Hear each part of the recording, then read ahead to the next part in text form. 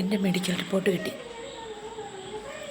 എന്താണോ, കുറച്ച് നാളായിട്ട് ഓരോ ദിവസവും എൻ്റെ സൗന്ദര്യം കൂടിക്കൂടി വരുന്നുവെന്ന്. അപ്പം അതിനു വേണ്ടി ഞാൻ ഒരു ചെക്കപ്പ് നടത്തിയിരുന്നു. എന്താ അതിൻ്റെ കാരണം എന്നറിയാൻ വേണ്ടിയിട്ട്. പക്ഷേ ഈ കണ്ണിന് ചുറ്റുമുള്ള ഈ കറുപ്പ് കുറയുന്നില്ല. പണ്ട് ഞാൻ നല്ല ബ്ലാക്കായിരുന്നു. ഇപ്പം എല്ലാവരും ചോദിക്കുന്നു എങ്ങനെ ഇങ്ങനെ മാറി.